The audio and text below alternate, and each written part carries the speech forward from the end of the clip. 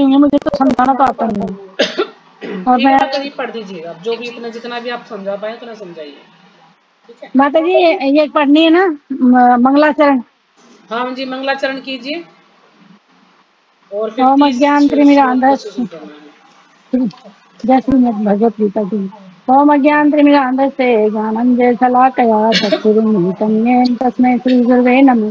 श्रीचैतन्ये मनोभीष्टं स्थापितं येन भूतले स्वयं रूपे सदामहं ददाति स्वदान्तिकं वन्दे अहं श्रीगुरु श्रीयुतपदकमलं श्रीगुरुन् वैष्णवांश्च श्रीरूपं साग्रजातं सहगण रघुनाथविचिन्तं तं सञ्जीवनं सावधैतं सावधूतं परिजन सहितं श्रीकृष्णं चैतन्यदेवं श्री राधा कृष्ण पादां सहगण ललिता श्री विशाखावतांश्च हे कृष्ण करुणा सिंधु दीनबंधु जगत्पते गोपेश गोपिका कांत राधा कांत नमोस्तुते। तप्त कांचन गौरांगे राधे वृंदावनेश्वरी विश्वामेशिते देवी प्रणमामि हरिप्रिये वाञ्छाकलप्रभुश्च कृत्या सिन्धुः ते पतितानां पावनभ्यो वैष्णवभ्यो नमो नमः। वैष्णवभ्यो नमो नमः। जय श्री कृष्ण चैतन्य प्रभु नित्यानंद श्री अद्वैत गदाधर शिवासादि गौर भक्तवृंद। हरे कृष्णा कृष्णा कृष्णा हरे हरे हरे राम राम राम हरे हरे। हरे कृष्ण माता जी। ओम नमः विष्णुपादाय कृष्ण प्रस्थाय भूतले श्रीमते भक्ति वेदांत स्वामी की नामिने नमस्ते सरस्वते देवी गौरवाणी प्रचारिणे निर्विशेषा शून्यवादी पाश्चात्य सितारिणे। हरे कृष्ण माता जी। श्रीमद् भगवद गीता अध्याय 11 श्लोक संख्या 30। शुरू करूं माता जी? बोलिए हाथ। हरे कृष्ण माता जी। माता जी आवाज आ रही है? हाँ जी आवाज आ रही है, शुरू कीजिए। लोलिहास्य ग्रस्मान समन्ता लोकान् संग्रावदन् ज्वलधिभु तेजोभिराय पूर्ये जगत् संग्रम भासस्तवोग्रा प्रपन्ति विष्णु। हरे कृष्ण माता जी। कोई पढ़ना चाह रहा तो पढ़ लो। कोई श्लोका पढ़ रहा है तो पढ़ो माता जी। हरे कृष्ण माता जी, दंडवत प्रणाम। अध्याय 11 श्लोक संख्या 30। ले लिए हवा से मानसुमता ललोकान संग्रहान वदेन जबेलरे बीजा तेजो भिरा पूर्य जगत संग्राम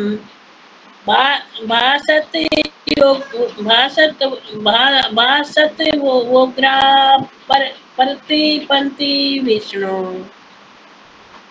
हरे कृष्ण।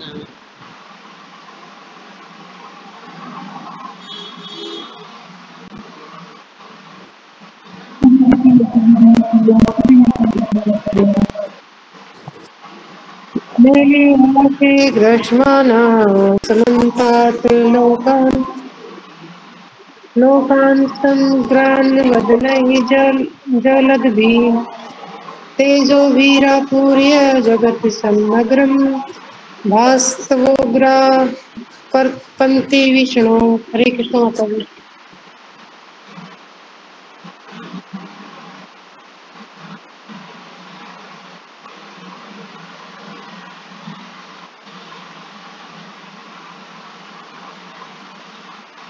हो गया माता जी सबका? हाँ जी पढ़िए। हरे कृष्णा।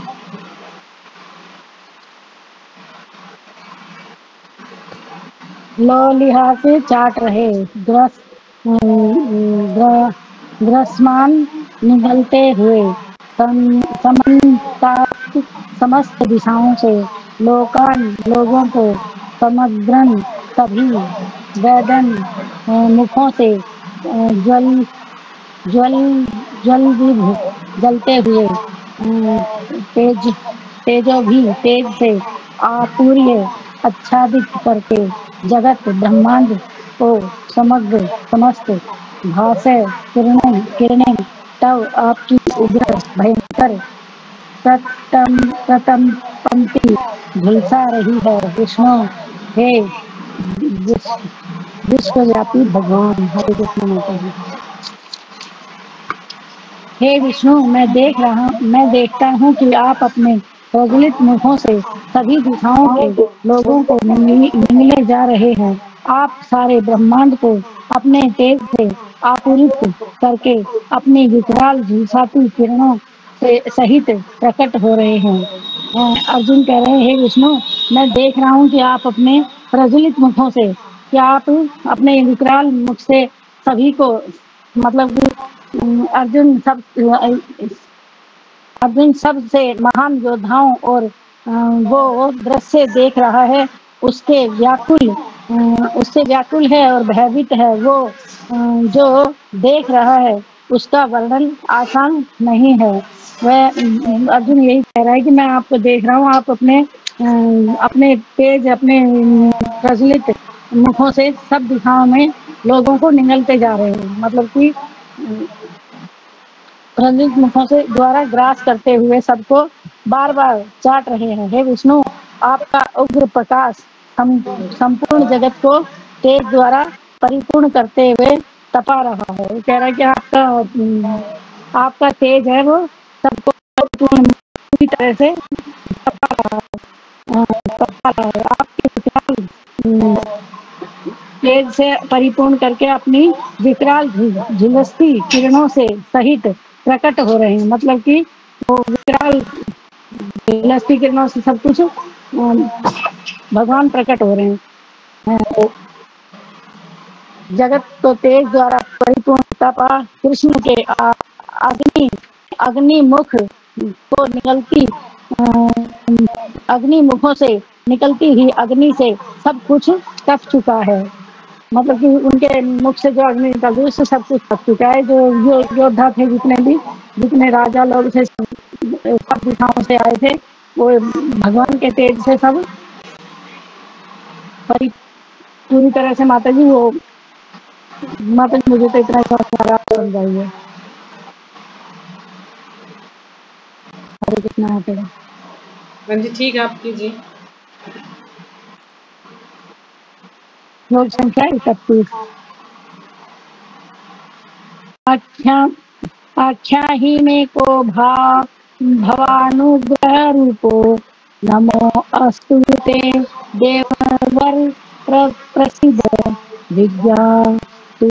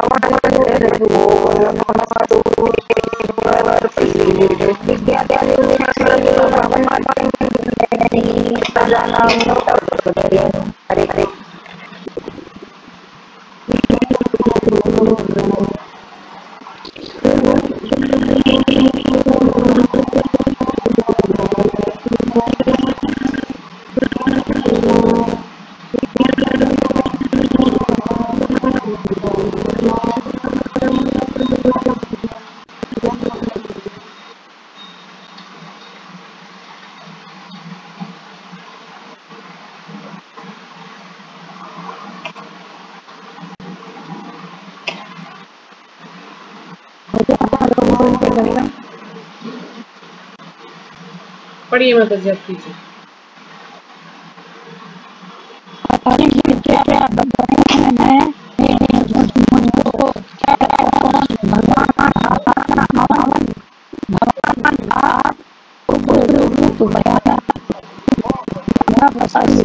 नमस्कार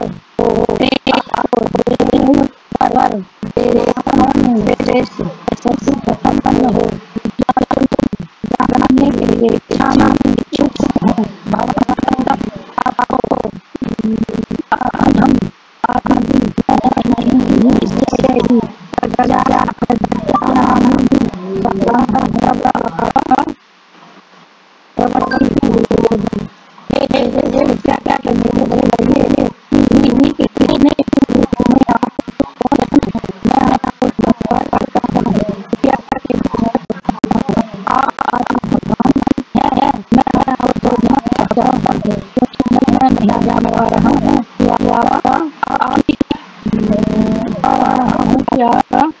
क्या है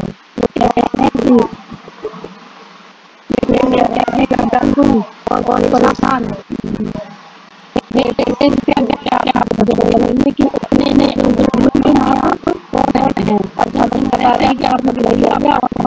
आपको नमस्कार करता हूँ, मैं आपको प्रणाम करता हूँ और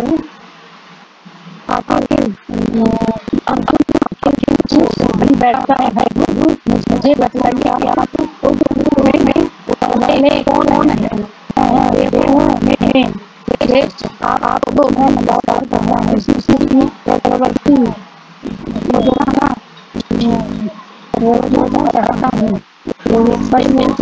आप मुझे बताइए क्या होना है।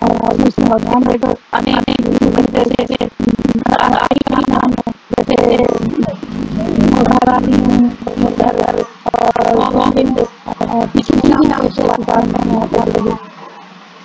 जैसे मैं नहीं जान पा रहा हूँ आपका रिलीजन क्या है और मैं जान पा रहा था क्या क्या विचार है और कैसे आप लोग कैसे प्रदान देंगे। भगवान मैं आपको जानना चाहता हूँ। भगवान मैं आपको जानना चाहता हूँ। आप भगवान से आया लोग हो जाए लोग अपना उपयोग दिखा देते हैं और जैसे आप समझो।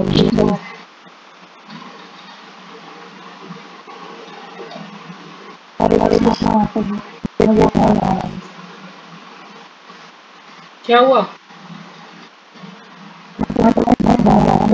हाँ कोई बात नहीं, जितना समझ आ रहा तुम्हें समझाइए ना, घबरा क्यों रहे हैं आप। अब अगला श्लोक कीजिए।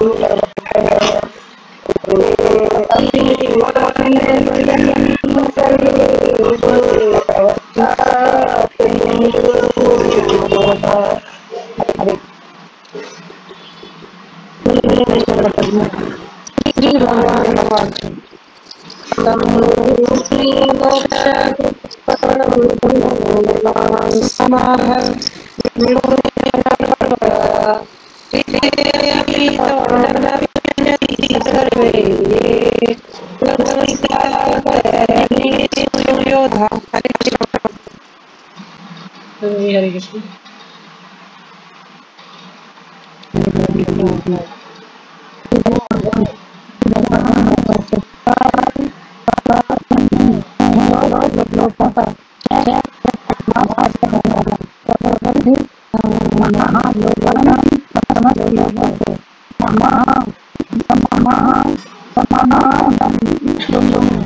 नष्ट करने में लगा हुआ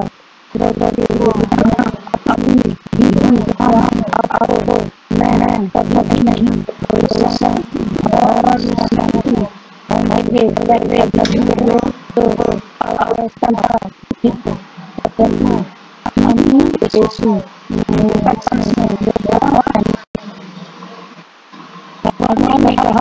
जगतों को और मैं यहाँ करने के लिए आया हूँ। हमारे मानवों के सिवा दोनों पक्षों के सारे लोग लाए जाएंगे।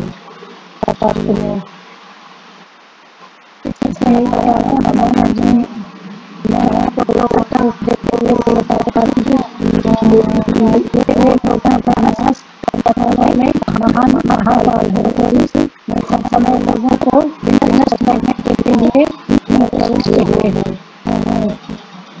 कृष्ण बताते हुए कह रहे हैं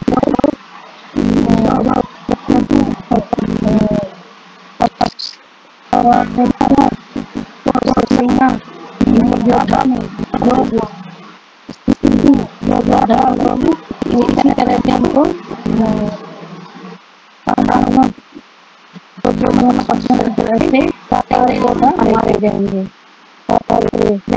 अर्जुन कहता था कि कृष्ण उनके मित्र तथा भगवान को जो भी कर सकता था। इसी से उसने इसकी के बारे में पूछताछ की। मित्र है और भगवान भी है।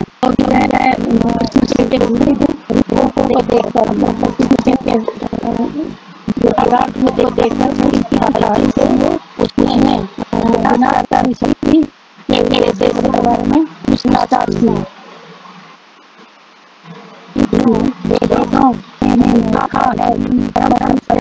हर वस्तु को यहाँ तक को भी नष्ट कर देते हैं।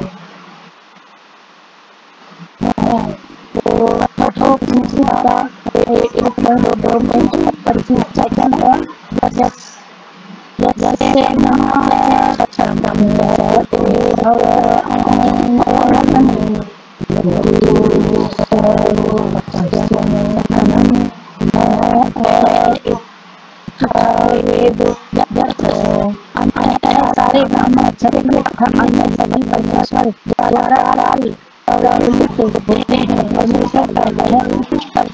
परमेश्वर करने वाला है और महापरिश्रम को सर्वधनशाली के रूप में प्रस्तुत करते हैं। केवल कुछ पाने के सब लोग के द्वारा शिक्षित होंगे।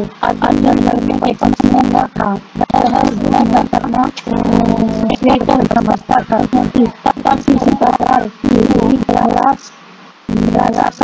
मैं उसी भगवान का लड़का है लड़का तो सारे लोग यही इच्छा है।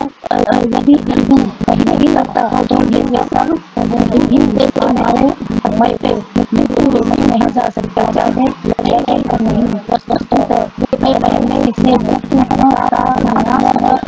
परमेश्वर की इच्छा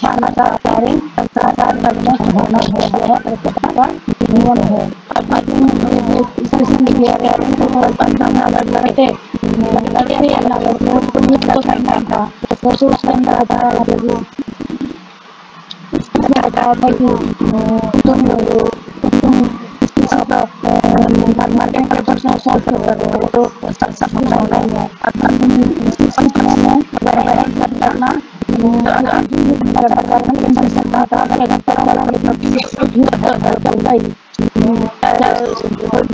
भगवान मतलब कि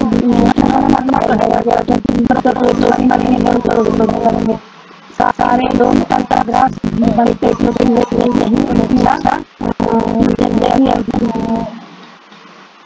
नहीं लगता तो अन्य मरते वाला जब होना हो गया फिर से आप बोलिए। इसलिए सब करो अगर तुम करते हो तो भगवान मतलब कि अंतिम कर गया था कि मैं करूँ मैं अपने मामा सब और मैं मामा नहीं चाहता भगवान ने कहा मैं ये करना होगा और मतलब था है करने के अंदर तुम्हारी भलाई है मैंने जिसको सहारा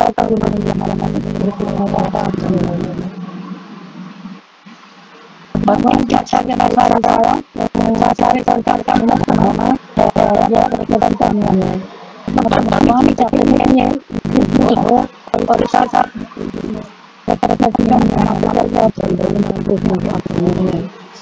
एक बार सब अनम्यूट करके माता जी का धन्यवाद करेंगे। हरे कृष्ण महामंत्र बोल के।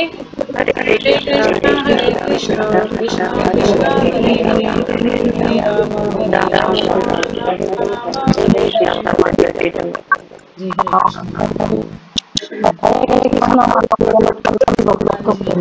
तो कल हमने किया था श्लोक संख्या 26, 27, 28 और 29 और आज हमने किया है 30, 31 और 32। तो कल समय हो गया था इसलिए हमने कुछ समझाया नहीं था इसमें। तो कल सविता माता जी ने वैसे बहुत अच्छे से समझा दिया था इसको, लेकिन फिर भी एक बार इसको थोड़ा सा देख लेते हो। तो 26वां और 27वां श्लोक है कि धृतराष्ट्र के सारे पुत्र अपने समस्त सहायक राजाओं सहित भीष्म, द्रोण, कर्ण एवं हमारे प्रमुख योद्धा भी आपके विकराल मुख में प्रवेश कर रहे हैं।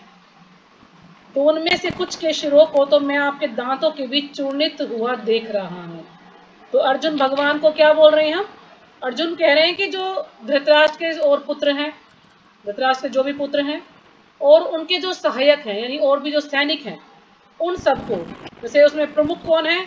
भीष्म है, द्रोण है, कर्ण है एवं हमारे प्रमुख योद्धा भी है ना। जो अर्जुन की साइड के जो भी प्रमुख योद्धा हैं या कर्ण दुर्योधन की साइड के जो भी योद्धा हैं प्रमुख भी और उनके सहायक भी, तो उनको क्या देख रहे हैं अर्जुन कि आपके विकराल मुख में प्रवेश कर रहे हैं। यानी भगवान का इतना डरावना मुख है, इतना भयानक मुख है कि किसी कोई देख ले तो उसको नींद नहीं आए, इतना भयानक रूप भगवान दिखा रहे हैं यहाँ पर।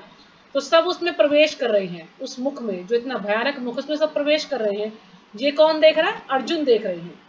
उनमें से कुछ के शिरों को तो मैं आपके दांतों के बीच चूर्णित होते हुए देख रहा हूँ। यानी उसमें से अर्जुन कह रहे हैं उसमें कुछ जो भी सैनिक हैं या कुछ मुख्य हैं उसमें से कुछ के सिरों को तो मैं आपके दांतों के बीच में क्या है, दांतों द्वारा चूर्णित, यानी भगवान ने अपने दांतों से उसका चूर्ण बना दिया है। बिल्कुल इस प्रकार से उनके सरों को चूर्णित होते हुए देख रहा हूँ। तो यानी भगवान ने ये दिखा दिया कि सभी लोग मारे जाएंगे, कोई नहीं बचने वाला। जैसे हम अगला श्लोक पढ़ेंगे, अभी माता जी ने जो पढ़ा है उसमें भगवान बता रहे हैं कि सभी लोगों की मृत्यु होगी सिवाय पांडवों को। सिर्फ 5 पांडव बचेंगे, बाकी सभी लोग मारे जाएंगे। तो अर्जुन को दिखाई दे गया है पहले ही कि इन लोगों की मृत्यु निश्चित है। फिर अगले श्लोक में अर्जुन बता रहे हैं, अर्जुन क्या कर रहे हैं? कुछ उदाहरण दे रहे हैं, कुछ तुलना कर रहे हैं, उपमा देकर के समझा रहे हैं कि जिस प्रकार नदियों की अनेक तरंगे समुद्र में प्रवेश करती हैं, नदियों की अनेक लहरें, नदियों की जो लहरें हैं वो समुद्र में प्रवेश करती हैं, उसी प्रकार ये समस्त महान योद्धा भी आपके प्रज्वलित मुखों में प्रवेश कर रही है।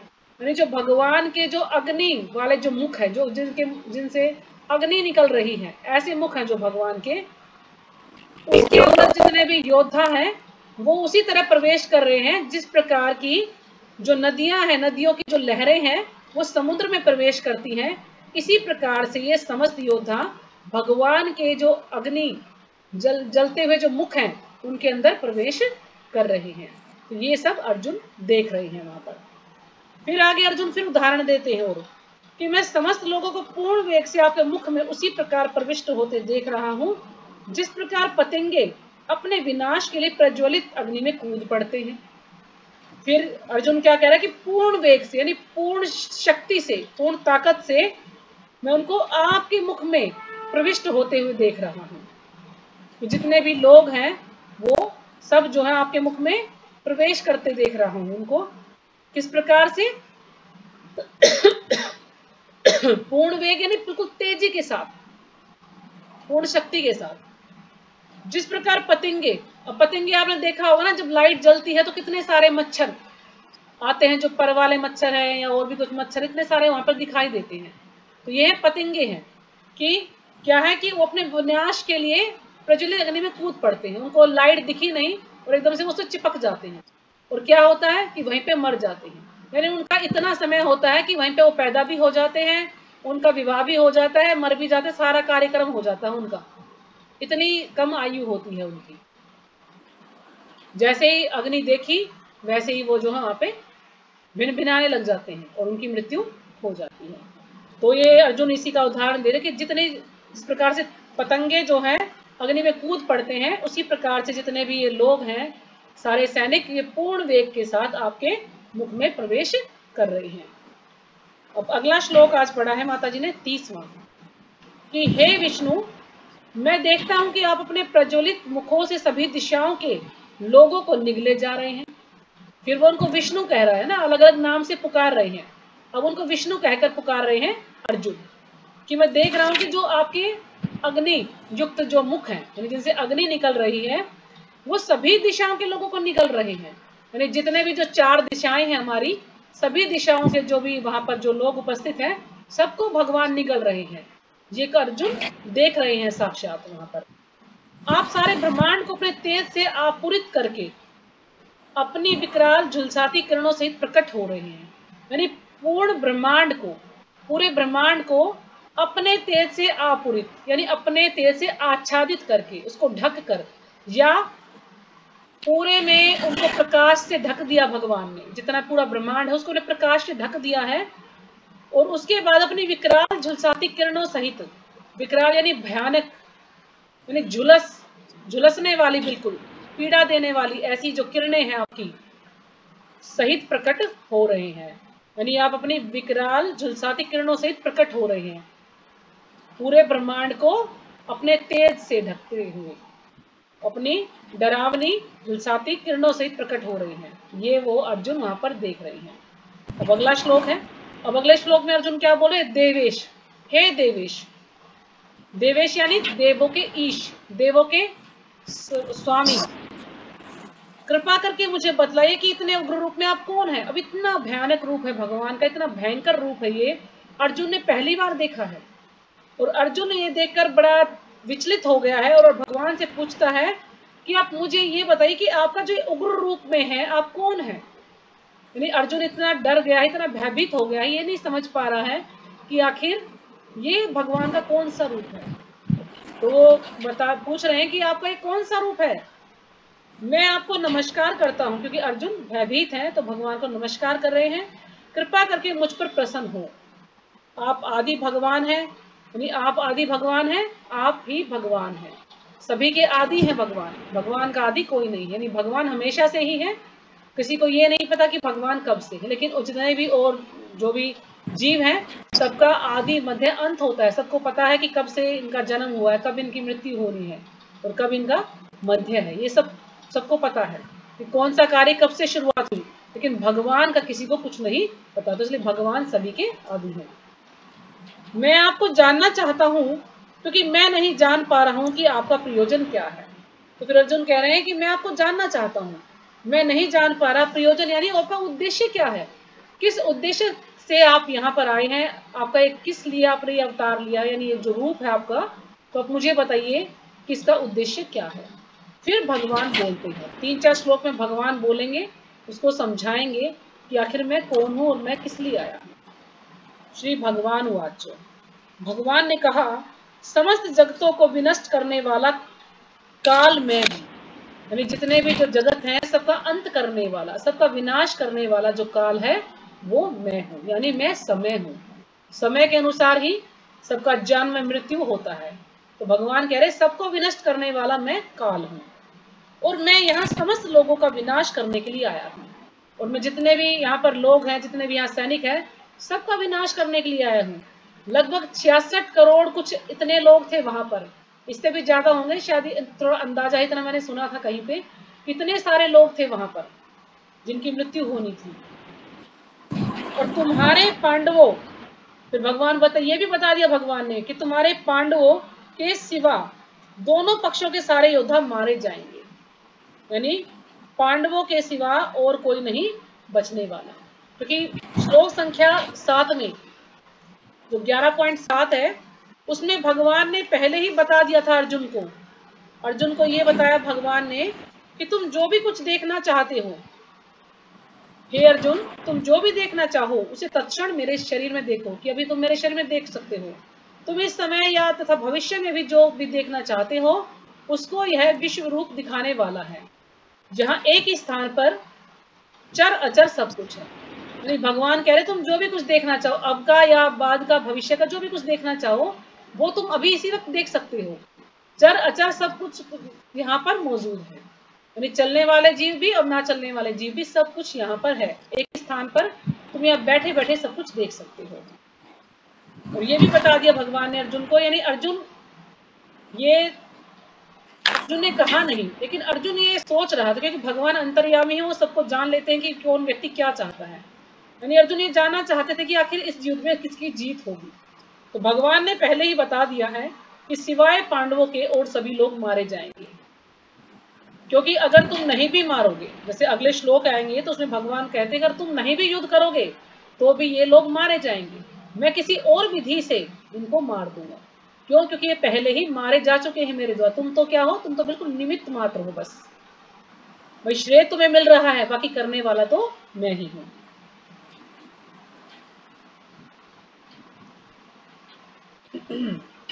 तो फिर भगवान यहाँ पर कह रहे हैं श्लोक में कि यद्यपि अर्जुन जानता था कि कृष्ण उसके मित्र तथा भगवान हैं, तो भी वह कृष्ण के विविध रूपों को देखकर चकित था। इसलिए उसने इस विनाशकारी शक्ति के उद्देश्य के बारे में पूछताछ की। ना अर्जुन ये सब देखकर चकित था, बिल्कुल आश्चर्यचकित था, उसको समझ नहीं आ रहा। तो फिर भगवान से पूछता है कि आखिर क्या उद्देश्य है आपका, इसलिए आप आए हैं। वेदों में लिखा है कि परम सत्य हर वस्तु को, जहां तक कि ब्राह्मणों को भी नष्ट कर देते हैं। उन्होंने बताया कि वेदों में लिखा है कि जो परम सत्य वो सबको नष्ट कर देते हैं, यहाँ तक कि ब्राह्मणों को भी नष्ट कर देते हैं। कठोपनिषद का 1.2.25 का वचन है, यस्य ब्रह्म च क्षत्रम च उभे भवत ओदनः मृत्युर्यशोप सेचनम कै इत्या वेद यत्र सह। अंततः सारे ब्राह्मण, क्षत्रिय तथा अन्य सभी परमेश्वर द्वारा काल कवलित होते हैं। परमेश्वर द्वारा काल कवलित का मतलब है खाए हुए होते हैं या निगल लिए जाते हैं। तो यहाँ भगवान का कहने का अर्थ ये है कि ब्राह्मण चाहे क्षत्रिय कोई भी हो, सब भगवान द्वारा निगल लिए जाते हैं, भगवान द्वारा खा लिए जाते हैं। परमेश्वर का यह रूप सबका भक्षण करने वाला, यानी जो रूप है भगवान का, ये विराट रूप है, सबका भक्षण करने वाला है ना, सबका विनाश करने वाला है, ये सबको खा जाएगा ये रूप। और यहाँ तक कृष्ण अपने को सर्वभक्षी काल के रूप में प्रस्तुत करते हैं।